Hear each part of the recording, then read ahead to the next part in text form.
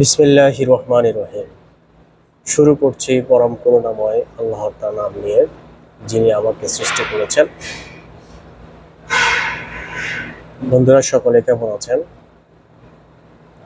চলছে কথা বলার জড়তা কাটার ভিডিও নাম্বার আজকে 3। আপনাদের সকলের কাছে আমি কৃতজ্ঞ।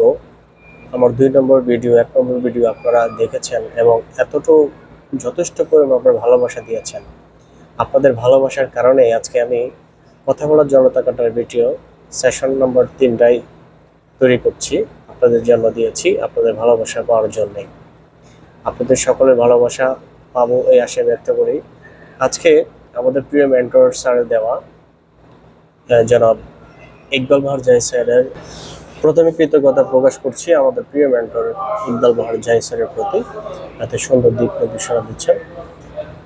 তো আজকে স্যারের দেওয়া একটি সেশন 123 নম্বর সেশনে আমি আজকে সেশনটি আলোকে কিছু কথা বলবো বিশ্লেষণ করে। সেটা হচ্ছে স্যারের এই সেশনে বলা হয়েছে আমরা সবসময় জিততেই হবে, সবসময় জিততে হবে, এই ধরনের মন মানসিকতা আমাদেরকে সবসময় অসুস্থ করে তোলে।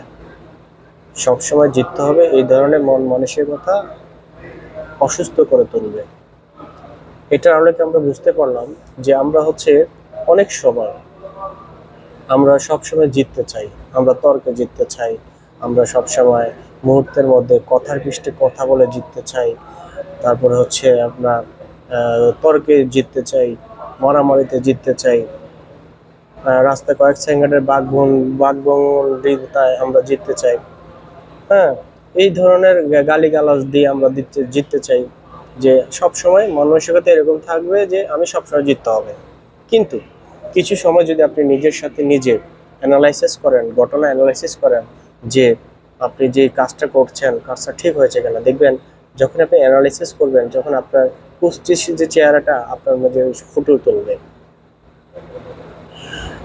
আমরা সবসময় নিজেকে নিয়ন্ত্রণ করতে পারি না, নিজের রাগ নিয়ন্ত্রণ করতে পারি না, যে আমাকে এই ব্যক্তি কথাটা বলছে কেন বলছে, সাথে সাথে জবাব দিয়ে দিই, কন্ট্রোল করতে পারি না, যে সে একটা কথা বলছে আমি আরেকটা বলে তার রিপিট দিয়ে দিব, আমি এখান থেকে হেরে যাব না। এই ধরনের মন মানসিকতা আমাদের দূরে রাখতে হবে, আমাকে দূরে করতে হবে।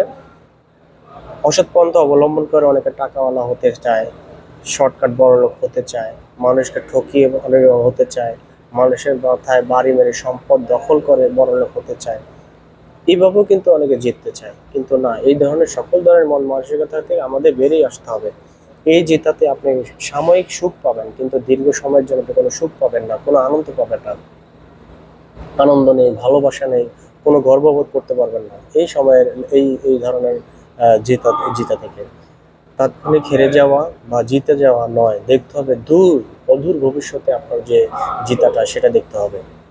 তো বন্ধুরা, আজকের এই সেশন থেকে আমরা এতটুকুই বুঝতে পারলাম স্যার, সেটা হচ্ছে তাৎক্ষণিকভাবে কোনো কথা রিপিট সাথে সাথে জবাব না দিয়ে এই কেন বলছে, কি হয়েছে, তাৎক্ষণিক ভেবে চিন্তে কথা বলা, সাময়িক হেরে যাওয়ার চাইতে পরক্ষণে জেতাটা হচ্ছে সর্বসাফল্য কাম্য। তো বন্ধুরা, সকলে ভালো থাকবেন, সুস্থ থাকবেন। আমার ছোট্ট আমার কথার মাঝে যদি ভুল ত্রুটি হয়ে থাকে অবশ্যই আপনারা ক্ষমা সুন্দর দৃষ্টিতে থাকবেন, এবং অবশ্যই লাইভটি শেয়ার করতে ভুলবেন না, অপরকে দেখার সুযোগ করে দেবেন।